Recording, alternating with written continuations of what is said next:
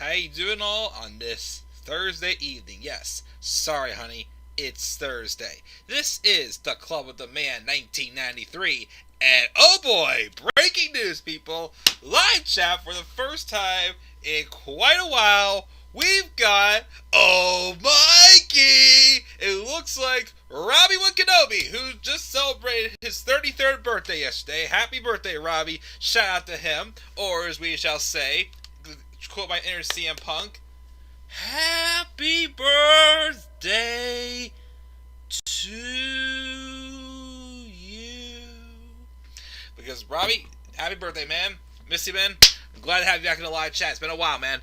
But yeah, so nice surprise there. So we are live tonight for my preview and predictions for one of two pay-per-views this weekend happening, NXT TakeOver 30. We have, including the pre-show, we have a pre-show match, and a match announced today. Sorry, I posted that video on Robbie's Facebook page yesterday, and he says, I already told you, butthead, that my name is not Aaliyah. Nope, it is not. If it was for copyright issue, I would have edited that out and put your name in there instead. But unfortunately, copyright issues, I could not do it. But yeah, Robbie, again, I'm glad to have you here. But yeah, so we got two pay-per-views happening this week: NXT TakeOver 30 and SummerSlam. And there was only originally 4 matches after last night's episode of NXT advertised. Today, breaking news online, it came out they added a 5th match to the main show. Of course, the last TakeOver did have 6 matches, but this one only has 5. Obviously, of course, you know, I think the depth, despite the pandemic and the micromanaged crowd, again, I am sorry to say this again, if there's any show I feel like that's really been hurt by the micromanaged crowd, it's definitely NXT, which of course I will rant about something that I ranted in my NXT review last night about a certain person getting booed who shouldn't be getting booed like a nuclear heat heel, but still did, despite the fact that the feud he's involved in. So we'll get into that match later on. In the meantime, though, I still think this is going to be a very good show. NXT Take Over Your House, I expect it to be good, but there's definitely some stuff that was kind of running out of steam. And at the time also, we were really, shaking off the rust of the pandemic still, with having this takeover. Although I thought that as far as the theme goes, I think it turned out excellent, though, as far as the theme went. And it was still a good show. I'm hoping for a better show. I'm expecting a better show from NXT TakeOver 30. We have 3 championship matches, 2 singles matches, and of course a pre-show match as a triple threat number 1 contenders match for an eventual title shot down the line for the tag titles, which get that shortly. So the card is pretty stacked. We definitely have match of the year candidates in the main event. The match I'm going to predict to kick off the show. Well, not the pre-show match. The match to kick off the main show. And the predictions are going to be very interesting. It's definitely not a one-sided show. It definitely means that, that it's not a very predictable show.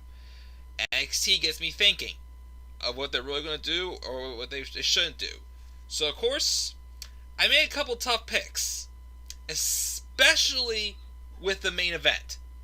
That main event match, I had to think about that a little bit, because if it was a couple months ago before certain things happen, it'd definitely be very obvious. But because it's not, it was a tough pick. So we'll get into that later on. But of course, we've got Robbie still shining his gold in the live chat saying, but no lie, today is actually Rey Mysterio's daughter Aaliyah's actual birthday. Interesting fact. So one day after you, Robbie, I was one day early. Again, I wish I could have edited that, but again, copyright issues probably wouldn't have worked. Well, okay, yes, I use music for credit too, but still, I don't want to take the chance to actually use an actual WWE footage. Maybe I'll take it something to do like privately, not share it on the internet. Who knows? I don't know. And of course, his latest one is Where Oh Where Are My Shotzi Blackheart Ice Cream Bars? Did Shotzi Blackheart get an ice cream flavor? I think we came up with something like key lime, I think it was, but I can't remember exactly what it was. So, had to remind me a lot, chat. I still somewhere on my other computer have a list of those ice cream flavors that we came up. And also, Robbie, since you're in the live chat, I think if we haven't yet, I think we need to come up with a Deonna Purrazzo ice cream bar as well, because damn it, do I see her, and I just wish I could have that woman. But now she's dating Steve Cutler. Ugh. Anyways, Ballsy Badass Key Lime. That's what it was. I knew it was that. Okay, so Ballsy Badass Key Lime is Shotzi Blackheart's ice cream bar. Again, Deonna Purrazzo has to get one though. I think she needs one. I'll definitely add that to the list as well. Not the list of Jericho, of course. The list of Robbie's ice cream bar flavors. Anyways, so while Robbie comes up with some more gold to give in the live chat here, let's roll into these preview and predictions. And I'm hoping we get good views on this, because I'm going to be real. And again, thank you all out there for the support, but my live reviews have been getting a good amount of views lately. Again, the match cards have not been doing as good as I had hoped, but the live reviews especially, like my Raw review this week always has like 2,000 views, which I gotta say, I don't get that high of views often on my live streams weekly. But like I said, with my schedule nowadays, and me balancing things out more, and also doing reviews when I'm actually, awake, in the mindset, and energetic for it, I think it's paying off, I gotta say. So thank you, of course, guys, as always, for all that. So, without further ado, as Robbie rolls in, I gotta look, he got one. Virtuosa Vanilla. Ooh. Simple. Perfect. Because Deonna Purrazzo is perfect the way it is. So I'll take it. Virtuosa Vanilla. You're a genius, Robbie. And that's why we like you at your strong age of 33. Don't worry, I turn 27 next month, so yeah, I'm not going to make me feel old here. Anyways, let's roll into this preview and prediction. So, like I said, NXT, not sure if I'll watch the pre-show or not. That's a show where it's like, okay, like main roster, no, don't care about the pre-show. This is a match that really, really catches my attention.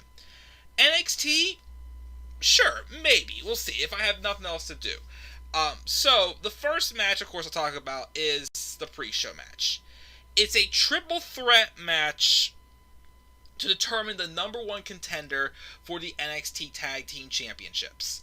It is Breezangos, Tyler Breeze, and Fandango versus the Brit Arm Brawlers, Oni Lorcan and Danny Burch, and Legado del Fantasmas, Raul Mendoza and Joaquin Wilde.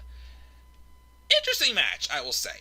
Of course, as I continue to say, though, again, the one division in NXT that's really feeling a little bit flat, like it needs to get something going again, is the tag team division. I still think Imperium should be killing it, and doing tons more as tag team champions. I'm not sure if it's because, Alexander Wolf and Walter aren't around. They're over across the Atlantic, whatever ocean it is. Getting my oceans mixed up here, guys. I'm sorry. My apologies. So I'm not sure if it's that, but it's like, I'm just surprised. Like, there should be more than just them showing up and having a tag match. Like, there's not much of a story behind them being tag champions. And then, of course, your Undisputed Era's slowly fading out of that picture, unless, again, they're going to stay in NXT with a babyface run, which we'll talk about a little more when we get to Adam Cole's match, Bay. So I definitely think the tag team division needs built back up again. Again, we have Breezango, we have the Brit Arm Brawlers. As of now, we still have Undisputed Era and Imperium, of course. We have Legado del Fantasma, which, again, that stable does interest me. But I feel like, again, Santos Escobar, love what he's doing as Cruiserweight Champion. But Raul Mendoza and Joaquin Wilde still need work. Joaquin Wilde is still pretty new.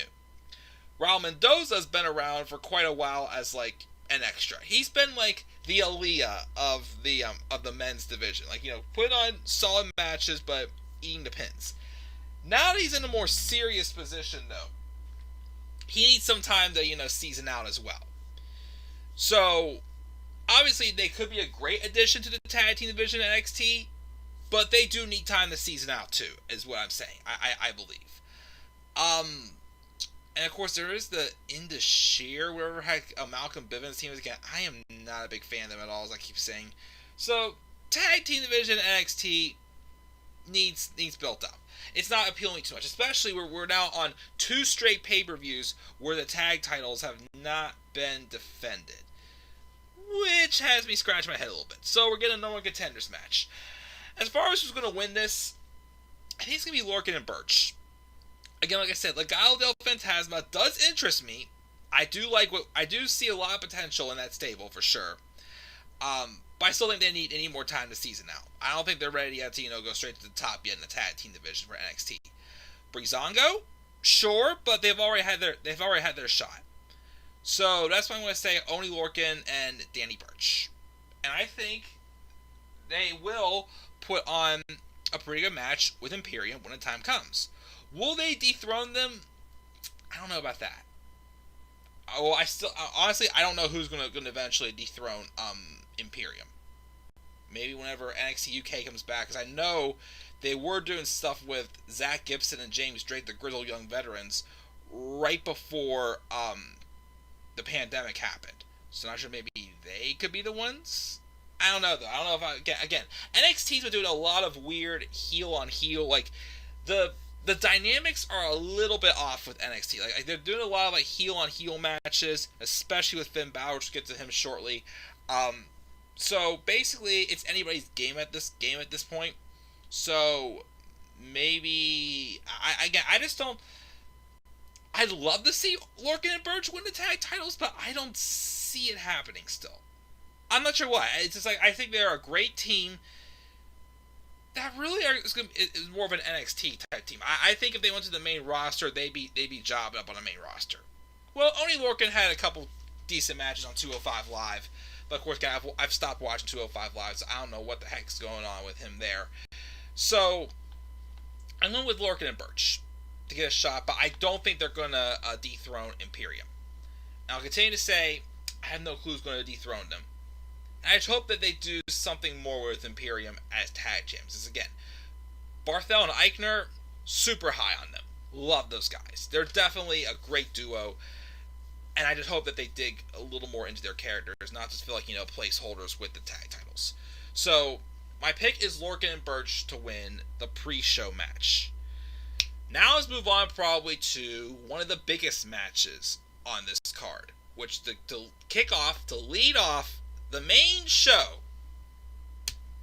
is the NXT North American Champion 5-man ladder match. Of course, these ladder matches in NXT have always been excellent. Of course, my two favorite, they're dating back to, Finn Balor and Kevin Owens at NXT TakeOver Brooklyn, which I was there to see. I continue to proud to say that. I was there to see half of that show live because we got there late because we got stuck in traffic on our way out to New York that day. But from that match to the ladder match at TakeOver New Orleans, with the 6-man in there, EC3, Ricochet, Killian Dane, Adam Cole, Bebe, EC3, Ricochet, Adam Cole, Velveteen Dream, Killian Dane, and who was the 6th person? Lars Sullivan, yes. Just excellent stuff for sure. I'll do in a second. I'll do in a second, Robbie. I have a request for an impression. It's a new one, so I'll see what I can do. And of course, also last year at TakeOver 25, we had that amazing ladder match. I thought with the Street Profits, Forgotten Sons, Undisputed Era, and Lorcan and Burch for the vacant NXT Tag Titles shots. And don't count out also, which I thought was a good match, the women's 6-woman ladder match they had this year. For the match that were going to take place to TakeOver Tampa with Io Shirai, Io Shirai, Chelsea Green, Tegan Knox, Dakota Kai, Candice LeRae, and Mia Yim. Yes, those were a 6 in that match. That was great also. I think this one will be pretty good as well. We have 5 people in there. Well, let's say right now, 4 of them I'm fine with winning the championship. And it's very obvious which one I am not fond about winning the championship. So, it's pretty obvious that. So, first off, who's all in this match? We've got Bronson Reed, who is, I think, like, I don't think the underdog, but, like, the newbie in this match who's, like, really getting a lot more attention. I think they built him up really well for this match. It's kind of, like, probably the dark horse of this match, in my opinion. Then we got the second person who qualified. Well, it was Dexter Lumis, but then an ankle injury took him out. I think if Lumis was in this match, he may be a favorite to win. Because, of course, they've definitely done a lot with him so far. We've got Damian Priest, who had a strong loss but stock-gaining match at TakeOver in Your House against Finn Balor, which I thought was awesome. And, of course, ever since then, not sure if he's a face or a heel. I still cannot tell if he's a face or a heel. And then we've got, of course, Robbie asked for it, Cameron Grimes, yeehaw! Or yeehaw, whoa! Or whatever the heck his name, well, here he goes, Cameron Grimes! So we got him, which, not bad so far. Johnny Gargano, who's now calling himself the Wednesday Night of NXT, or whatever you want to call himself, or the face of the company. That, and the controversial one, Velveteen Dream, is the 5 members of this match. So again, I said, definitely going to be a great match. Glad we got some veterans in there like Johnny Gargano, even though it's controversial right now, Velveteen Dream. Damian Priest, who's kind of like had the experience, but still could use a little bit more. And then there's the guys getting like their first taste of TakeOver experience in Cameron Grimes and Bronson Reed, both members of last year's NXT Breakout Star Tournament, which eventually was won by Jordan Miles, who's no longer with the company because of stuff with his t-shirt. So I like the variety in this match for the most part. Of course, it is a very heavy heel-favored match right now, because depending on what the heck Damian Priest is, 4 of the 5 people in this match are heels. There's only really one true, like, legitimate babyface I can say in Bronson Reed. Cameron Grimes is a heel. Damian Priest, still can't tell. Looked like they were going more towards a face run for him after TakeOver in Your House. Still can't tell. Johnny Gargano, who's a heel that I am beginning to sour on as a heel run. I think he just needs... What the... Oh. He needs a... I just still think he needs to get out of another gear. We'll talk about it shortly. And then there's Velveteen Dream, who just turned heel. So... where do we go with this? It was tough for me to pick a winner for this match. It came down to 2. So, in order from, least likeliest to likeliest, and who of course, my prediction to win, here's what I'll say for this match. Of course, the one that I definitely don't want to win this match is Velveteen Dream. Despite the fact that Triple H came out in an interview and claims they found nothing regarding the allegations, I still think it was too soon to bring back Velveteen Dream. And to put him in this spot already, get him in a title match pretty quickly, I think they should have eased him back in. Ease him back in and not, like, push him, like, this hard yet. Allow the fans, again, to, digest the situation, come a little more clear with things, and then do this. I mean, turning him heel was wise, because right now, well, micromanaged crowd or not, who the heck's going to cheer Velveteen Dream right now? With, of course, everything's still up in the air. But, of course, Triple H keeps saying they brought him back. He was off TV because of his car accident. They claim they found nothing with the allegations. But, of course, the fan backlash is still a lot going on. So definitely don't put the belt on Velveteen Dream. Again, putting the belt on Velveteen Dream is going to give him heat like Nia Jax has. The heat of, like, I don't want this person on my TV, like, what the hell, WWE, basically, It's not going to work for Velveteen Dream. I don't want that to happen to Velveteen Dream. If he's innocent, okay. I don't want his career to be completely ruined. Fans obviously need to come clear with things with him and need to gain back his respect. So, of course, Velveteen Dream is the last person I want to see win the North American Championship. For 3 and 4, it's a tie between Cameron Grimes and Bronson Reed. I'm totally cool with either of them winning it. But they're not my favorites personally win this match. Cameron Grimes has been a great heel being established right now with his, southern redneck gimmick. I do think he would make a great North American champion. It's just right now there's other people above him and Bronson Reed, which is it's a tie between Bronson Reed and Cameron Grimes for who's going to win this. Bronson Reed, I think he's been built up excellent. Again, this is kind of like, like he's the storied one in this match. I think it's been built up for people to get to know him more and get behind him more. And I think they've done an excellent job with that for Bronson Reed. I just don't quite think, based off of who else is in this match, I don't quite think it's his time yet. Maybe by the end of the year, because I'll explain my prediction. The other person, okay, so it came down to 2 people who I would want to see win this match the most. Number 2 is Damian Priest. Now, Damian Priest, of course, like I said, he's very in between right now. He's also obviously one that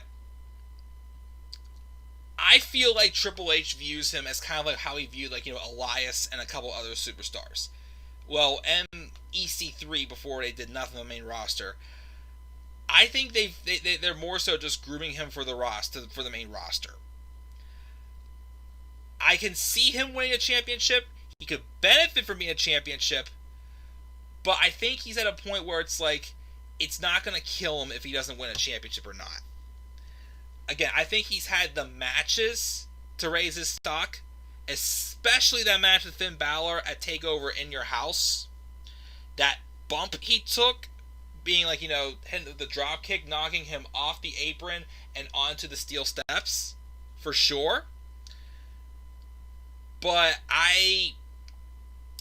he's still not the person I think who needs this most. In my opinion. Which is my number 1. And the person who I'm predicting to win this match is Johnny Gargano. I've been mentioning it lately, of course, on Twitter and, in my reviews. I've given it a chance. Johnny just needs something else to going for him as a heel. I get why they turned him heel. He was staying in NXT. He kind of needed, a fresh and a different direction to go. It's just that I feel like he's not maintaining or increasing his credibility as a heel. I don't know if it's because, even though he's been booked better, I think Sami Zayn, I still see somewhat how Sami Zayn should be booked as a heel if he was booked better. But Johnny, I just feel like this hasn't gotten out of that second gear as a heel. And it's been a little too long. The other reason why, Johnny's had 3 title reigns in NXT. Tag Team Champion, North American Champion, and NXT Champion. Very short reigns. And I just feel like he deserves to have a decent reign. Longer than like a month or 2. And I think especially with this heel character, especially if the whole idea is for him and Candice kind of completely take over NXT, which I can see them doing someday, and being like the true power couple of NXT. I think this title reign would help him. I think it would help increase and make him more interesting. Because again, I am losing a little bit of interest in Johnny, and I hate to say it because I love Johnny. He's an excellent wrestler, still put on excellent matches, but as far as his story, I need something else to get my gears grinding again with Johnny Gargano. And to be honest, I would say he wins the belt here and give him a 6-month title reign. Hold on to that title till the TakeOver Royal Rumble weekend or something like that. Around at the beginning of 2021. Give him a good lengthy reign. 6 months. And see what it does for him. So, I mean, again, I'm fine with anyone but Velveteen Dream winning this championship. But if there's anyone who I personally feel needs it more, could use a lengthy title reign, and to help build his credibility as a heel, it's Johnny Gargano. So that's why Johnny is going to be my pick to win this North American Championship ladder match. And of course, he'll be able to, have great matches with upcoming stars, even a guy like Bronson Reed or Ridge Holland, who I'm super high on. I think you definitely could have him eventually pass the title down to one of them. Who knows? So again, I'm gonna pick Johnny to win the North American Championship match. Again, because I think he needs it. I think he does need this to help light the fire underneath him a little bit again, a little bit more, and to help increase his credibility. I think. So, geez, we're only about a half hour into the stream, so that's my pick for the opening match of the main show for the ladder match. Now, moving on to match number 2, which was a match that was just added today. Finn Balor versus Timothy Thatcher. It's a singles match. So, I guess after Finn Balor lost his qualifying match when he took on Timothy Thatcher and Dexter Lumis, Balor took it out on Thatcher, and then Thatcher retaliated by taking out Finn Balor in his main event match with Velveteen Dream yesterday. Set up for this match. And it could be a good match. Finn Balor is a good opponent for Timothy Thatcher on his first actual TakeOver pay-per-view. He should have had the match with Matt Riddle and him in the fight pit at TakeOver in Your House. I still say that, but they didn't. So nothing I can do about it now. But of course, here's Finn Balor once again in a weird position. Have you noticed ever since his feud with Gargano ended, even though he's still a heel, he still has kind of been playing the baby face in his feuds. Strange, don't you think? I wonder if it's because again, originally, he was supposed to, from what it looked like, he was supposed to go to NXT, go feud with Walter, and have a match with him for the United Kingdom Championship, at TakeOver Dublin. Of course, that has been postponed until God knows when. So I'm not sure if they're just doing this to stall, but help keep his credibility, and because of course obviously this run at NXT has built up his star power again. If he was on the main roster, he would have still been strong. But obviously with the wins they've given him and the matches that he's had, he still made his opponents of course Damian Priest look excellent in the loss. But I think he's helped get his star power back, as he's of course just doing other things while he waits for that match with Walter for TakeOver Dublin. So it's been kind of a weird position for Finn. With that being said, though,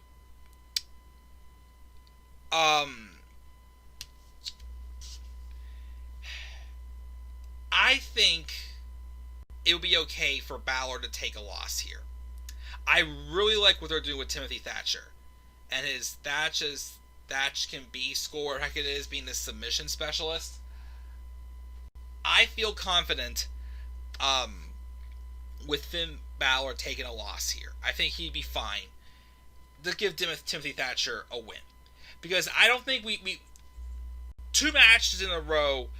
Again, like obviously the match with Matt Riddle, who's a long-term veteran, to help Finn Balor get his star power, and with Johnny Gargano as well, to help Finn Balor get his star power back, was great.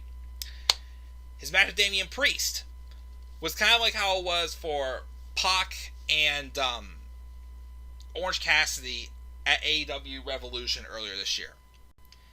Now this match, I think it's time Finn actually took a loss and gave someone like Timothy Thatcher the win. Where will lead Thatcher to afterwards, I'm not sure. Of course, it could depend on also wins North American Championship ladder match, because I definitely want to see Thatcher in the title picture at some point. So, I will say Thatcher wins this match against Balor. I think it would be a really good match. Yes, it was kind of last minute added, but it'll still be a good match on the card. So, probably one of the least anticipated matches of this card, but still should be good. Timothy Thatcher over Finn Balor. So let's check the live chat, and of course, I think Robbie sent me a couple. He sent me a message saying, "Play this live, please." Well, let's see what it is before I check the live chat, and let's see what we got here. Waiting for this to load. All right, come on.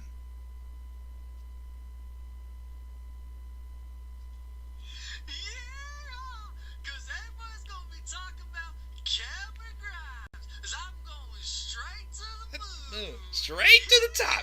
Yeehaw! Weehaw! I'm going straight to the top. Camera grabs! Going straight to the top. Robbie, I think you beat me in the impressions that time, so I probably hand the crown over to you as the king of impressions. Well, I'm sorry. You're the king of sound style, as we've always, dubbed you with the Horseman Brothers. But let's check the live chat, of course, and let's go here. Of course, we got again. So the ice cream bars. We now have Shotzi Blackheart being ballsy badass key lime. Let me write these down, that way I can add them in. Okay, Shotzi Blackheart is ballsy badass key lime, and Deonna Purrazzo, thank you for doing this, virtuosa vanilla. Thank you very much. I'm still mad that she's now with Steve Cutler now. I saw that. I'm like, you're kidding me! Like, stop it! Anyways, don't you hate that when you see a good looking chick and yet that you know they can't have them, and then you see how amazing they look all the time. Each one is to go, stop it! That's me. Anyways, so live chat. Let me see here. We have that. We got the Elite Squad. What's up, Elite Squad? Not that great of a card, to be honest, besides the ladder match at Keith Lee versus Cross. Nothing's going to be amazing. Dakota versus Io will probably be good, which I think that will be a good match. Did Chelsea Green get released from WWE? As far as I know, no. But again, I'm still saying this for millions of years to come.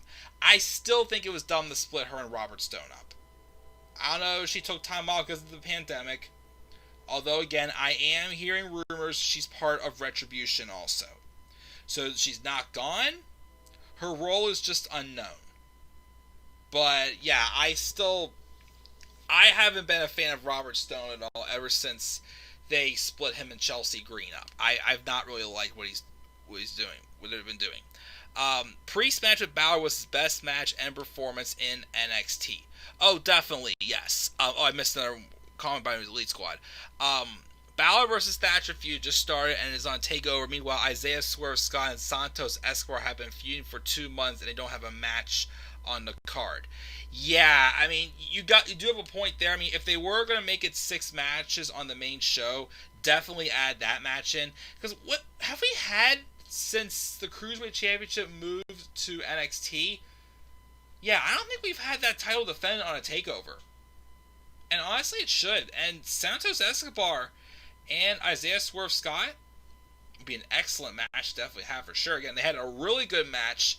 Once again, just a reminder: the only person that Santos Escobar has not beaten in NXT has defeated in NXT so far.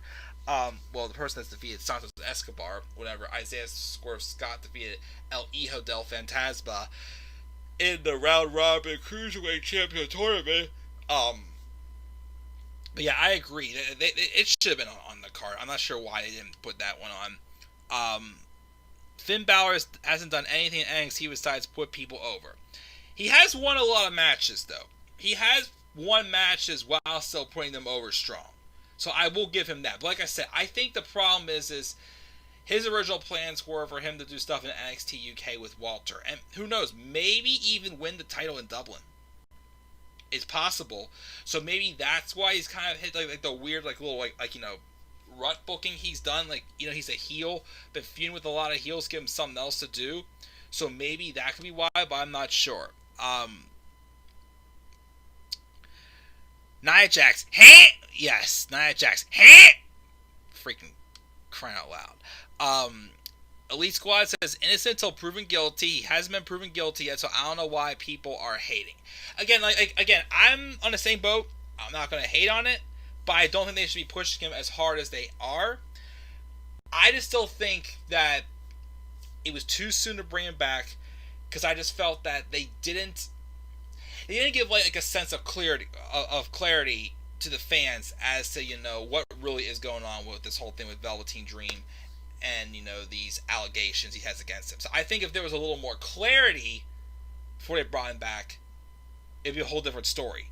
So I think that's why fans are still holding a strong grudge on him, because they just brought him back and they're giving him this big push again like nothing happened. So it's kind of like leaving a sour taste. I feel like people have to hear more details, I think, to help sink it in. But again, definitely don't put the North American Championship on it, because again, it would literally, to me, feel like they're going to give him Nia Jax heat by basically people not want to see him on TV because he's already given this big push after coming back without much clarity over his allegations. So I do agree. Let me see here. Keith Lee better not lose the NXT title. He won it 1 month ago, which was an impact to my decision for that main event, which we'll get to. Why is Roddy Strong not in this ladder match? They could have had a member of the Undisputed Era in this ladder match, to be honest, if they wanted to. I wouldn't have minded at all. But yeah, I would be fine with Roddy getting in that match. Better options in that match than Cameron Grimes. He doesn't want Cameron Grimes in the match, which, that's your opinion. Would be Roderick Strong, Kushida. Yes, I think Kushida needs something else, something to do for him, because he's been in matches, but he hasn't really had any clear storylines other than his thing with Walter he had right when NXT first went live. So I definitely agree Kushida could have been that. Dijakovic, sure. Even though I don't know what the heck they're doing with Dijakovic, if they're going to move up to the main roster now, because a month or two ago, back in June or May or June, there was rumors of him going to the main roster. So who knows? And Ciampa as well. Yes, I thought Ciampa was going to be the one to return when Velveteen Dream returned. I thought it was going to be Ciampa. And him going for North American title could give him a fresh direction to go if he's not going to the main roster, which he said ages ago he'd retire if he went to the main roster. So who knows? Anyways, let me see here. On the main roster, Balor is Mr. Smiley Face, Smiley Balor. Now in NXT, he is Mr. Put Everyone Over. Robbie says at least Balor's beef with Thatcher is 100 times more legit than Lacey Evans throwing tantrums and shoes at Naomi over losing a meaningless karaoke contest. Exactly! Making her look like an absolute idiot. Yet Vince wants us to love her because she's got the blonde hair, she's got the blue eyes, she's got the big tits Vince loves. Had to do that for you, Robbie. Yes, exactly. They've completely just made her look like an idiot. But, let's see here. Love Balor, he needs to win something big in NXT. And like I said, maybe it could be the UK title, maybe. Non-takeover, but Angel Garza did defeat, Oh yeah, that's right. He did defend the Cruiserweight Championship in that Fatal 4-Way at Worlds Collide. So, technically, yes, that was the case. Um, Cruiserweights were on a takeover one time. It was on a pre-show match with Garza and Scott. Yes, I think that was at War Games. Maybe I'll say War Games or no Portland. Portland. It was Portland. I think it was. Um, is Ciampa injured? I don't know. He just hasn't been on TV ever since he got squashed by Karrion Kross at Takeover in Your House. So I don't know. Just kind of like selling off some story of he's hidden unknown since he came back. He's trying to get his title back, but Johnny ruined that, and then he loses to Johnny, then he gets squashed by Karrion Kross. I don't know if they're going to sell the idea of him going in a slump, him coming back, or if he's taking title because of the pandemic. I'm not too sure. I don't think he's injured though. Hashtag squashed by Kross, and sing that Lacey thing again. Da, da, I got my blonde hair, I got my blue eyes, I got my big tits, fits, loves. Yes. Any way to entertain you guys, of course. I always love to do that. So, yeah, good stuff in the live chat. Very good live chat tonight, guys. But let's continue rolling on because, wow, this has been one of the longer preview predictions I've done for NXT in quite a while because we have a good crowd. So, let's roll into match number 4. This match, I personally feel, is a match that I feel like, has been built well. And I do personally think it could be a show stealer. It could be one of those matches that, again, just surprises us at how good it really is. Match number 4 I got is the NXT Women's Championship match with Io Shirai and Dakota Kai. I say that because, of course, Io Shirai being NXT Women's Champion has been a great thing. I love Io. She's awesome. This could be, though, like a match where many more people catch Dakota Kai's eye. Well, Dakota Kai catches our eyes. You forget, first off, even though Dakota has not consistently been booked the strongest in NXT, when NXT UK first started, she was going back and forth between NXT and NXT UK. She looked like she was going to be taken more seriously in NXT UK, but then her knee injury changed it all. I'm not sure what would have happened with Dakota if she would not have injured her knee. She comes back. She has, the brief run with her and Tegan Nox, which I still say there's 2 things I wish would have happened before Dakota Kai turned heel. Even though the heel turn has really improved her much more, and I think definitely made her much more legit. I still would have loved to have seen her and Tegan Nox win the tag titles. They should have had a run with the tag titles. I still think so. And I would have loved to see where it was for the championship or not, beat Shayna Baszler. Get her comeuppance on Shayna Baszler. I've been wanting to see that ever since that first match where Shayna Baszler stomped on her arm and she sold it like it looked real. Again, if there's one person who deserves a lot more credit for her selling, it's Dakota Kai.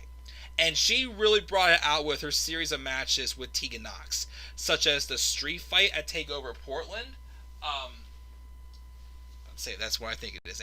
Anyways, and of course in the steel cage match and the other matches. So, obviously having this match with Io Shirai, I think is definitely much well deserved, long in coming. Again, I think Dakota has improved a lot. She's definitely been a lot more eye-catching, both with her looks and with her character. And I think she's definitely earned this opportunity. The question is, though, will she win? Here's my take on it. First, I do think it was the fact that they had her mention that, she wants to prove she can do things on her own without any friends. Then, like a week later, she has Raquel Gonzalez come back. I'm like, okay. But if they were going to do that, I would have rather had them do that at TakeOver and help Dakota win the title, rather than have it happen the week before and say, okay, Raquel Gonzalez is going to be there.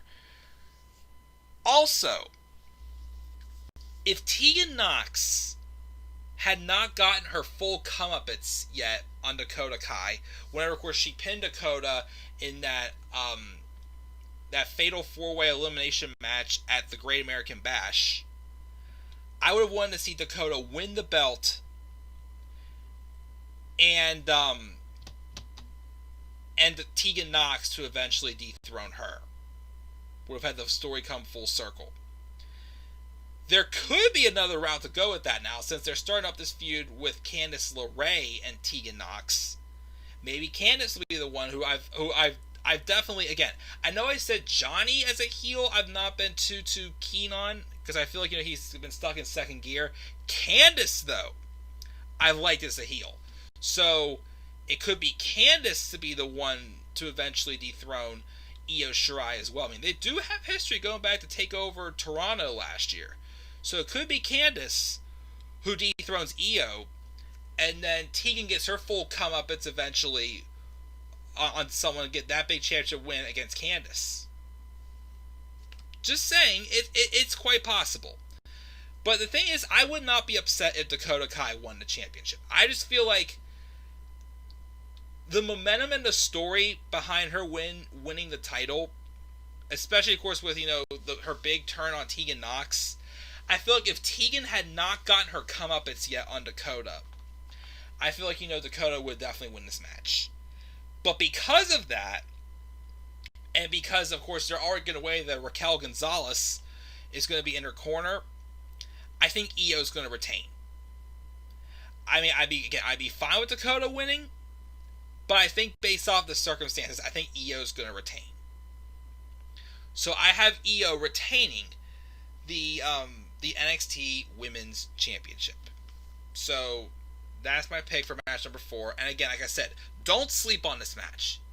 Okay, like I said, with Dakota Kai's amazing selling and how much he's improved, and Io Shirai's amazing talent in the ring for sure, I think this could definitely be a show-stealing match between those two. So again, as I said, don't sleep on it. And if there's a match that I hope definitely is like a stock-raising match in a loss like we got with Finn Balor and Damian Priest take over In Your House, I hope it would be this match for Dakota Kai for sure. Because like I said, she has improved a lot since turning heel. And she definitely deserves much more credit than she gets. So that's my pick for match number 4. You ready for a little bit of a rant, guys? Let's go to match number 5. Because originally I was going to have this be match number 5. But then I thought, use this next match as a cool down match before we get to that main event. Because that main event's going to be awesome. Match number 5. Adam Cole versus Pat McAfee. Who? Adam Cole versus a former NFL kicker, Pat McAfee. Now, of course, I'm not much of a football fan, so I had no clue that Pat McAfee was actually a football player for the Indianapolis Colts. So, let's talk about this. I'm not sure what to expect from this match. The idea behind this, to me, is to make Adam Cole a babyface. And my thing is Adam Cole really does not need like some random football jockey to come in and put him over and make him a babyface. Adam Cole has always had that respect. Even though he's been a heel his whole time in NXT. He's just like AJ Styles. Just a badass heel that people love because he puts on great matches. And he can actually win clean, of course. He doesn't need, help every single step of the way of his matches. But why Pat McAfee? Like if there's, so here's what I think needs to happen with the Undisputed Era. If they're going to stay in NXT, they need to have a babyface run. And I think, it's time to turn them face. If they want to put the tag titles back on, them, and make them a 4-time champions, fine. Make Adam Cole babyface, cool. Because I think what they need to have is basically what happened with the Shield. Shield were heels for a while. They got hot and super over. They gotta be like the Shield and like be like so hot they're hitting their highest act. Although of course I don't know who they would feud with in NXT. Kind of like, again, like have like that storyline where like the Shield and Evolution had, and have them break up on their highest note. Like not feeling flat, but feeling like completely on fire, and then someone turns the tables and it just shatters the whole thing. That's what needs to happen with the Undisputed Era, as far as their breakup goes, whenever that would happen. But one, I still don't think Pat McAfee is the right person. I mean, yes, what is this? Adam Cole's going to beat up like a no-name, beat the crap out of him just to put him over as a babyface in front of a micromanaged crowd, who, once again, I'll remind them, that micromanaged crowd, that same micromanaged crowd, booed the Undisputed Era when they came out last night for that face-to-face segment. They booed the Undisputed Era, while Adam Cole is feuding with who the hell? Pat McAfee. Like, why are we wasting like someone else who could benefit from being, you know, an actual long-term heel? Like, is Pat McAfee really going to be in no long-term in NXT? I don't see it. I even thought, you know, I even think he's annoying, to be honest. I even think he's annoying and sounds like one of those guys who thinks he knows wrestling, but he really does not. But he acts like he does, like one of those annoying people. So, why are we using him to make Adam Cole a babyface? Like, somebody else with nuclear, who could get good nuclear heat. Like, even, like, Cameron Grimes, maybe, could have been filled this role to put over Adam Cole as a babyface.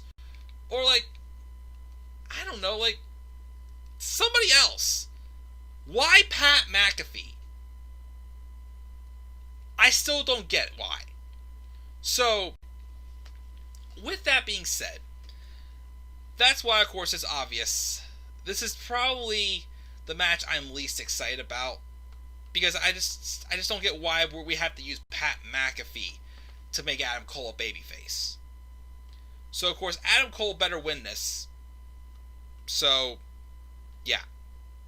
That's what I'm going to say. Adam Cole needs to win this match, and we can move on from this, and move on from Pat McAfee being a wrestler and whatnot. I don't get it. Alright, let's talk about this main event. In my opinion, besides, of course, that most of these matches were pretty hard to predict. Most of them. But one that I didn't think would be hard, that was tricky, is this match. The main event for the NXT Championship. Keith Lee versus Karrion Kross.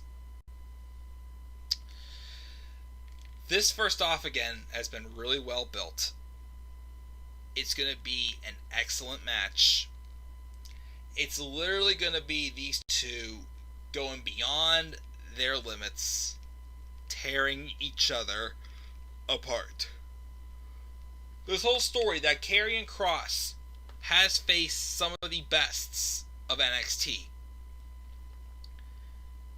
And for some of them, he's had to go way beyond, you know, any limitations to beat them, pretty much. He's shown that he will go as high as he can go to get what he wants. Which, of course, is why he's getting the Brock Lesnar push in NXT. So, if this was before Keith Lee got the title, definitely be saying put the title on Karrion Kross. I would definitely be saying that. However, let's look at the facts here. Until the allegations, I'm 75% sure, maybe 80% sure, pretty sure the original plan was for Velveteen Dream to win that NXT Championship. But with those allegations, obviously his feud with Adam Cole kind of dwindled a little bit. And of course, with, what was all going on, it was obviously not the right time to be putting the main title of your brand on a guy who's controversial. So obviously, that went down the tubes, and Keith Lee got that moment of winning the NXT Championship, becoming a dual champion, and the Moment Maker had another moment that you just won't be able to take away from him.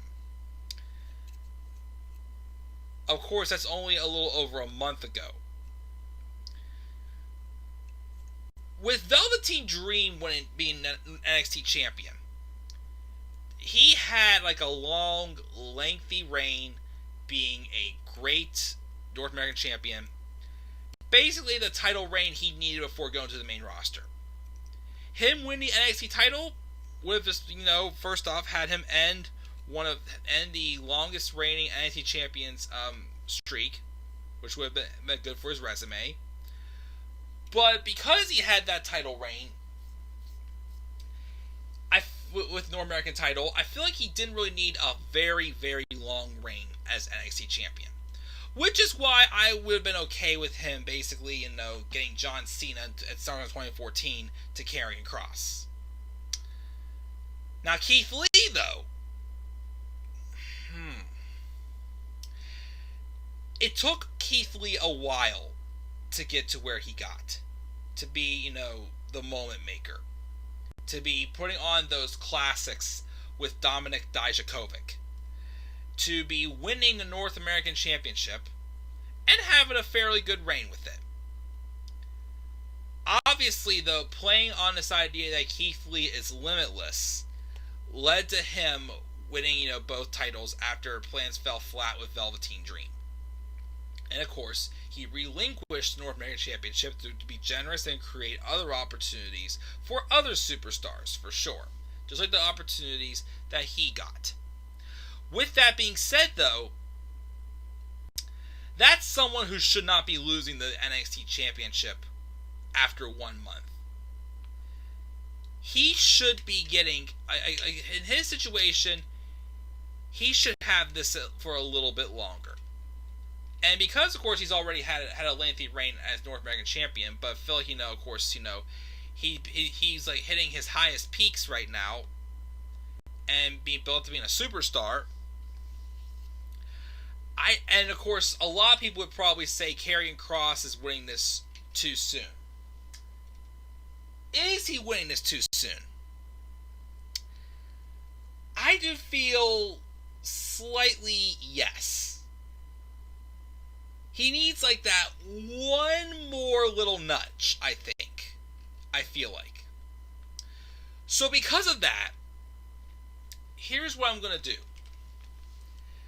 Because to me, this plays into, again, Karrion Kross going above and beyond. And there's Keith Lee being the limitless one, who I think should be champion a little bit longer. This is a very risky curveball I'm going to go with here, guys. But I'm going to predict this match in some way, in some form, to end in a no contest. Something similar as to how the ending to Ryback and John Cena's Last Man Standing match in 2014.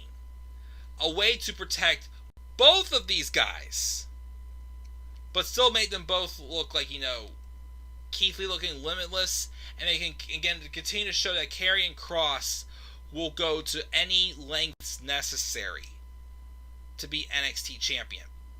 To the point where it's like, in order for one of these guys to beat the other, they legitimately have to literally beat the hell out of each other.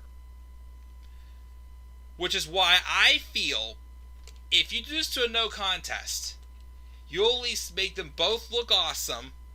Hopefully, they don't have like a stupid finish like, like double kick to where the sun does not shine. But a way where these two literally just beat the hell out of each other, they just can't stand back up. To the point where it's like, we got to give them a last man standing match. I feel like these two are destined for a classic last man standing match. So that's why I'm going to say a no contest this time. I don't know if they could get all the way to TakeOver War Games, or if they can, or if they'll have the match on an episode of NXT right when they need to compete with AEW or something like that. But I think to give Keith Lee a little bit longer of a title reign without hurting Karrion Kross, I think we gotta do a no contest. But again, don't make it look stupid. Make it look like these two literally beat the living hell out of each other, that they couldn't finish the match. And eventually, like I said, lead to a last man standing match. Bold, a crazy curveball, but it's what I personally think is best, in my opinion. So that's my pick for the main event. Of course, I will also, on Saturday, do live reactions for that ladder match and for this match. I will be live to do live reactions for those. And of course, my live review afterwards. Because that, my friends, that is my preview and predictions for NXT TakeOver 30. This was a pretty long stream. Talked a lot. Had a lot of great people in the live chat. So let's go over my picks to win again. Starting with match number 1. Again, the pre-show match, I'm thinking Oney Lorcan and Danny Burch will be the number 1 contenders for the NXT tag titles. Johnny Gargano is going to win the NXT North American Championship. I got Timothy Thatcher defeating Timothy Thatcher, too many THs and Fs. Timothy Thatcher defeating Finn Balor. Io Shirai retaining over Dakota Kai. Adam Cole beating Pat McAfee. And the NXT Championship match goes to a no contest to set up a last man standing match. And that, my friends, is my preview predictions for NXT TakeOver 30. Let's check the live chat before I go off the air. And let me see what we got here. Hashtag Big Tits Vince Loves. I love that. Vince loves the blondes, Alexa, Lacey, Lana, and Charlotte, yes. Did you see Thunderdome? I did not yet see the Thunderdome at all. Of course, I'll get my first taste with SmackDown tomorrow. With V9 Gaming HD said Kyle needs, which I'm not sure what he means by that, but thank you for your comment.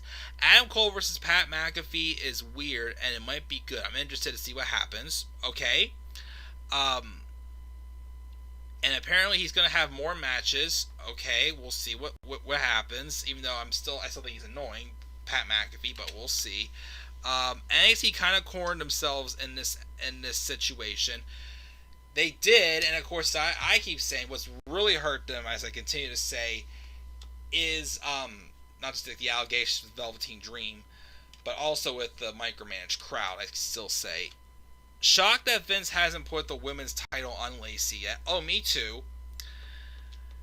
Probably because again, he tried to make her a babyface and people love her, but it did not work, which I'm surprised he didn't keep going, because he did the same. He kept going with Roman Reigns, and of course, you know what happened there. Thinks that this will be better than TakeOver in Your House, and now new Thunderdome images are out. Check them out. I'll have to take a look. But yeah, guys, I was up here a lot longer than I expected, but it was a fun stream. Thank you, of course, again, for the continued support, as, of course, the subscribers have increased. Again, I haven't been doing as good with my match card views, as I usually get a lot of views on those, but the reviews and some of the streams have definitely been getting a lot. So I thank you guys for that. I definitely appreciate that, as always. And, of course, I was also glad to have the return of Robbie One Kenobi in this live chat, which has been a while since Robbie's been able to be in the live chat, but I'm glad he was back for that. And of course, guys, so stay tuned. This tomorrow I will review SmackDown. I'm not doing anything tomorrow night, so I'll probably watch SmackDown when it comes on, review right afterwards. And if I'm waking up, because I do have some things to take care of during the day on Saturday, I will try to also do my SummerSlam preview and predictions tomorrow as well. Saturday will be, of course, TakeOver review, and of course live reactions to the ladder match and to the main event with Keith Lee and Karrion Kross. I will some way, somehow, before Raw on Monday at least, squeeze in my my AEW Dynamite review, since Dynamite's going to be on Saturday at 6 o'clock, since it's moving around due to the NBA right now, which, again, I'm fine with that, because that way it can also give NXT and AEW a chance to get more viewership for their shows, that they both definitely deserve it. And of course, Sunday will be my SummerSlam review if I'm not too tired, because I'm going to be going to my friend Joe's house to watch it. So I will not be doing live reactions during SummerSlam. So yeah, busy weekend, but we'll have fun, get through like tonight. So guys, once again, what are your predictions for NXT TakeOver 30? What are your expectations as well? Got anything bold you want to throw in there? Leave your thoughts down in the comment section below. Be sure as always to slap a like on the video, subscribe or comment on my channel, and follow me on Twitter at DemandAirboy93. Until then, guys, this is the Club Man 93. I'll see you guys tomorrow night for SmackDown, and hopefully also my SummerSlam preview and predictions. So until then, guys, have a great rest of your night. Peace out, everybody.